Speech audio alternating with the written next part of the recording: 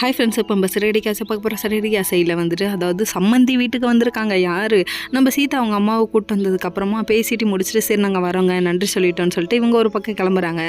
இவங்க கிளம்பும் போது திடீர்னு பூவெல்லாம் வந்து வச்சு விட்றத பார்த்தோன்னே சீதா அம்மாவுக்கு சந்தேகம்.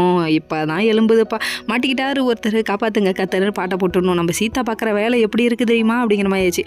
அதுக்கப்புறம் சரி போயிட்டு உங்கள் மாமாவுக்கு நன்றி சொல்லணும்னு சொல்ல எதுக்கு அந்த வீட்டுக்கு போனால் அவங்க அசிங்கப்படுத்துவாங்க தாம்மா, அவங்க இன்றைக்கி நேற்று அசிங்கப்படுத்துகிறாங்க அது தெரிஞ்சது தாம்மா, ஆனால் உங்கள் மாமாவுக்கு நன்றி சொல்லணும்ப்பா, அது உனக்கு தோணவே இல்லையா, கண்டுபிடிச்சதுக்கெல்லாம் மூல காரணமே இப்போ போலீஸ்கார அங்கிள்னு எப்படிமா உன்னால் சொல்ல முடியுது, வாய் கூசலையா உங்களுக்கு அப்படிங்கிற மாதிரி. சரி இதெல்லாம் ஒரு பக்கம் இருக்க, இன்னொரு பக்கம் நம்ம மீனாவை காமிக்கிறாங்க. மீனா ஒரு இடத்துக்கு போகிறாங்க, எப்படியாவது இந்த ஆர்டர் நம்ம வாங்கி ஆகணும்னு சொல்லிட்டு நிற்க அங்கே வர்றது யார், சீவக சிந்தாமணி வந்து நின்று என்ன பண்ணுறாங்கன்னா அட்வான்ஸாக 2 லட்சம் கட்டி ஆகணுங்கிற விஷயத்தை தெரிஞ்சுக்கிட்ட உடனே போட்டிக்கு யாரும் இல்லைன்னு பாதி பேர் விலகிட்டாங்க. மீனா வந்துட்டு கண்டிப்பாக நான் கட்டி எப்படியாவது இந்த ஆர்டர் நான் எடுத்தே ஆகும் அப்படின்னு சொல்லிட்டு இங்கே ஒரு பக்கம் சவால் விட்டுட்டு வீட்டுக்கு வந்துட்டாங்க. வீட்டுக்கு வந்தால் 2 லட்சத்துக்கு எங்கடா போகிறதுன்னு யோசிச்சுட்டு இருக்காங்க.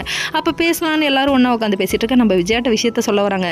சிந்தாமணியெல்லாம் எவ்வளோ பெரிய ஆள் தெரியுமா அப்படின்னு சொல்லி கேட்க, உன் மரும அதை விட பெரிய ஆள், உனக்கு அதை பற்றி தெரியல அப்படிங்கிற மாதிரி இருக்குது, நீ என்னைக்கா இருந்தாலும் லேசாக இட போடாதம்மா என்னை பற்றி அப்படிங்கிற மாதிரி ஆயிடுச்சு. இந்த ஆர்டரை கண்டிப்பாக நாங்கள் எடுப்போம்னு சொன்னவங்க முழுசாக சொல்ல வர்றதுக்குள்ள ஊருப்பட்ட கேள்வி கேட்காங்க. இப்போ என்ன உங்களுக்கு பணம் வேணுமா, வீடை வச்சு வாங்கி கொடுக்க சொல்கிறீங்களா, என்னடா நினைக்குதுங்க அப்படிங்கிற மாதிரி தான் இருக்குது. நீங்கள் பணம்லாம் வேணாம், வீடை வச்சுலாம் வாங்கி கொடுக்க வேணாம், எங்களை வந்து தொல்லை பண்ணாமல் இருங்க அதுவே போதும்னு சொல்லிட்டு சும்மா நெத்தி அடியாக சொல்லி விட்டாருங்க.